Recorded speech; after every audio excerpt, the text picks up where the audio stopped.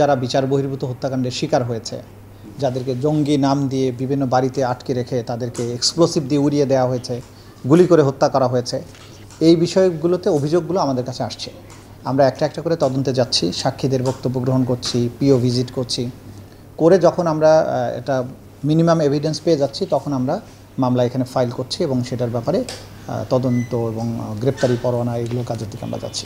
তো সবার আগে যেটা হয়েছে যে জাহাজ বাড়িতে যে ঘটনাটা ঘটেছিল 2016 সালে, সেই ঘটনার ব্যাপারে আমরা সুনির্দিষ্ট তদন্ত করে তথ্যাদি পেয়েছি এবং সেই তথ্যাদির ভিত্তিতে গ্রেপ্তারি পরোয়ানা জারি হয়েছে 3 জনের বিরুদ্ধে। সাবেক আইজিপি শহীদুল হক, ডিএমপির কমিশনার আসাদুজ্জামান মিয়া এবং তদানীন্তন মিরপুরের ডিসি মোল্লা নজরুল ইসলাম, তাদের বিরুদ্ধে তাদেরকে গ্রেপ্তার করে আদালতে আনা হয়েছিল, তাদেরকে পাঠানো হয়েছে। যদি তদন্ত উঠে আসে যে এই ঘটনাগুলো সাজানো, যেহেতু তদন্ত এখনও হচ্ছে কোনো কোনো ঘটনার ক্ষেত্রে, সেক্ষেত্রে এই যে যারা নিহত হলো তাদের পরিবার এবং যারা এসব মামলায় এখন পর্যন্ত হয়রানির শিকার হচ্ছেন, তারা কিভাবে প্রতিকার পেতে পারে? সব কিছুর পেছন থেকে নির্দেশদাতা কিন্তু প্রধানমন্ত্রী শেখ হাসিনা ছিল। সুতরাং এইটা যেহেতু একটা সিস্টেম্যাটিক ওয়েতে হয়েছে, এটা ওয়াইড স্প্রেড ছিল, সারা দেশব্যাপী হয়েছে, সেই জন্য এটা ক্রাইমস অ্যাগেনস্ট হিউম্যানিটি হিসাবে বিবেচিত হবে। সেটার জন্য এখানে বিচার হবে, বিচারে যে সাজা হবার সেটা হবে।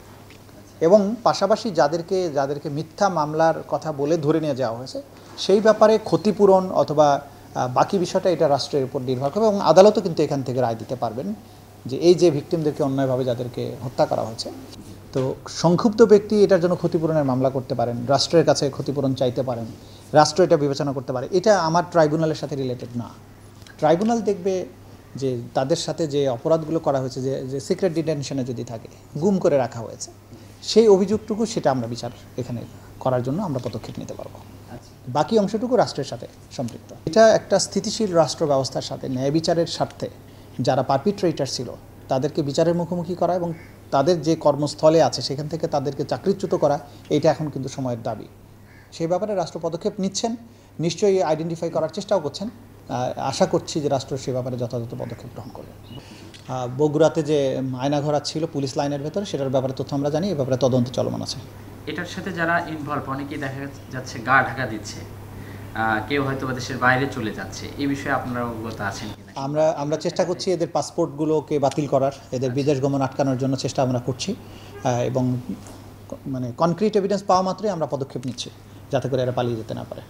আচ্ছা, 5 আগস্টের ঘটনায় কোনাবাড়িতে একটা হত্যাকাণ্ডের ঘটনা ঘটেছিল, সেখানে একজন কনস্টেবলকে আটক করা হয়েছিল, কিন্তু এই ঘটনার সাথে শুধু তো কনস্টেবল কোনো নির্দেশ ছাড়া একা একা উনি হত্যাকাণ্ডের সাথে ইনভলভ হতে পারে না। আমাদের ইনভেস্টিগেশনের সেখানে ডিসি পর্যায়ের পুলিশ কর্মকর্তার ইনভলভমেন্ট আমরা পেয়েছি। সেক্ষেত্রে তারা কি গ্রেপ্তারের বাইরে থাকবেন? না, অবশ্যই তারা সবাই গ্রেপ্তারের মধ্যে আসবে। 11 জনকে গ্রেপ্তার করা হয়েছে, বাকিদের ব্যাপারে তদন্ত চলমান আছে। আপনার কাছে যদি কোনো এভিডেন্স থাকে অবশ্যই আপনি আমাদের কাছে প্রোভাইড করবেন, আমরা সেটাকে গুরুত্বের সাথে গ্রহণ করব এবং ডেফিনেটলি ওখানকার যে কমান্ড স্ট্রাকচার ছিল তারা এর আওতায় আসবেন, সে ব্যাপারে আমরা কাজ করছি। আচ্ছা, আরেকটা বিষয় হচ্ছে যে এটা আপনার বিষয় যে আপনি দায়িত্ব পাওয়ার পর থেকে আসলে কোনো ধরনের চ্যালেঞ্জ কিংবা সমস্যার ফেস করছেন কিনা? পুরো কাজটাই তো চ্যালেঞ্জিং, আমরা জেনে বুঝেই চ্যালেঞ্জটা গ্রহণ করেছি। মূল চ্যালেঞ্জ হচ্ছে এইখানে ন্যায় বিচার নিশ্চিত করা, এটাই বিগেস্ট চ্যালেঞ্জ।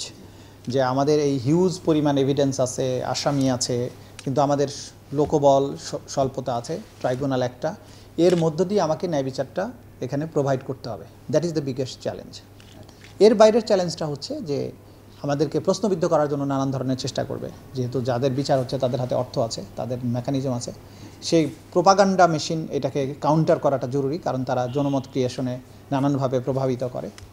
থার্ড চ্যালেঞ্জটা হচ্ছে যে এখানে বিপুল সংখ্যক আসামি যারা পলাতক আছে, যারা রাষ্ট্রের আইনশৃঙ্খলা রক্ষাকারী বাহিনী তাদের গ্রেপ্তার করতে সক্ষম হচ্ছে না, এই পলাতক আসামিরা নানানভাবে বিচার প্রক্রিয়াকে প্রভাবিত করা, উইটনেসকে ভয়ভীতি দেখানোর ব্যাপারে তাদের তৎপরতা আছে।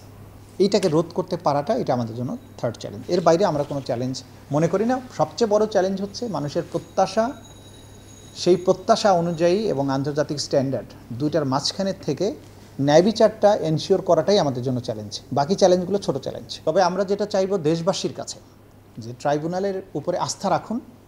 আমাদেরকে একটা সময় দিতে হবে ন্যায় বিচার এনশিওর করতে হলে, এভিডেন্সগুলোকে প্রপারলি প্রেজেন্ট করার জন্য।